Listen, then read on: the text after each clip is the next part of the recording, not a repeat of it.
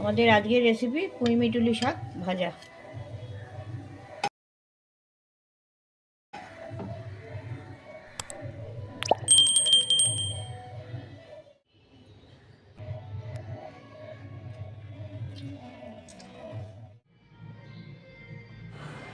এগুলো পুঁই শাক গাছের বীজ, এগুলোকেই পুঁই মিটুলি বলে। জিনিসটা এইরকম, প্রথমে এই জিনিসগুলো এইরকম গাছে হয়, ফুল হয় না, কিন্তু এইরকম জিনিসটা হয়।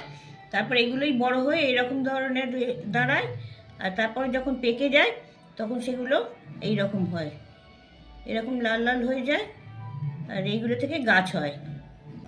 এই পুঁই মিটুলিগুলো দিয়ে রান্না করা যায়, এগুলো খেতে বেশ ভালোই লাগে, খুব সহজেই রান্নাটা হয়ে যায়। কেউ যদি না খেয়ে থাকেন তাহলে এগুলো খেয়ে দেখবেন, ভালো লাগবে। আর আপনাদের যদি অন্য কোনো রেসিপি জানা থাকে তাহলে কমেন্টে জানাবেন। এগুলো 1 ইঞ্চি করে সাইজ করে এরকম করে ছোটো ছোটো করে কেটে নেব। সাথে এই ডালগুলোও দিয়ে দিতে পারেন। এই ডালগুলো যদি বেশি মোটা হয়, যেমন এই ডালটা খুব মোটা আছে, এই ডালগুলোকে আধখানা করে দিতে হবে। মানে এরকম করে মাঝখানে কেটে তারপরে আবার এই মাঝখান থেকে আর একটা করে চিড় দিয়ে দিলে তাড়াতাড়ি রান্নাটা হয়ে যাবে, সেদ্ধটা ভালো হবে। এরকমভাবে চিড় দিয়ে ছোটো ছোটো করে কেটে নিই। আজকে আমি করছি পুঁই মিটুলি ভাজা। তার জন্যে ওভেনে কড়া বসিয়েছি, কড়া বসিয়ে 2 টিস্পুন সর্ষের তেল দিয়ে নিচ্ছি। কড়া তেল গরম হয়ে গেছে, তেলেতে একটা শুকনো লঙ্কা আধখানা করে ছিঁড়ে নিয়েছি, আর 1/2 চা চামচ সর্ষে ফোড়ন দিয়ে দিচ্ছি। একটু ভাজা হবে, ফোড়নটা ভাজা হয়ে গেছে।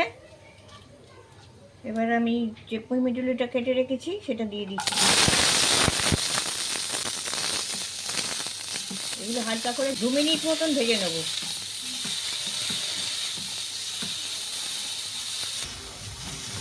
2 মিনিট মতন ভেজে নেওয়া হলো। এবার আমি এতে একটু জল ঢেলে দিচ্ছি। এগুলো যতটা জল লাগবে সেদ্ধ হতে সেরকম জলটা দিতে হবে। এগুলো একটু শক্ত, সেদ্ধ হতে একটু জলটা লাগবে। 1 কাপ আন্দাজ জল দিয়ে দিয়েছি। এবার স্বাদ মতো নুন দিয়ে দিচ্ছি, 1/4 চা চামচ হলুদ দিচ্ছি, 1/4 চা চামচ একটু চিনি দিয়ে দিচ্ছি। এগুলো মিক্স করে দিচ্ছি।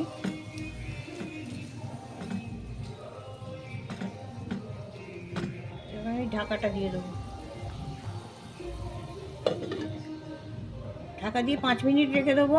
ওভেনের আঁচটাও কমিয়ে দেবো, মিডিল করে দিলাম আঁচটা। পরে ঢাকনা খুলছি, জলটা অনেক কমে গেছে, আর শাকটাও মনে হয় সেদ্ধ হয়ে গেছে, দেখি একটু চেক করে। আর শাকটাও সেদ্ধ হয়ে গেছে, একটু জলটা রয়েছে, আমি ওভেনের আঁচটা একটু বাড়িয়ে জলটা কমিয়ে নেব। গরম গরম ভাতের সাথে প্রথম পাতে এই ধরনের পুঁই মিটুলি শাক ভাজা দিয়ে খেতে খুব ভালো লাগবে। পুঁই মিটুলি শাক ভাজা হয়ে গেছে, গ্যাসটা নিভিয়ে দিচ্ছি আমি।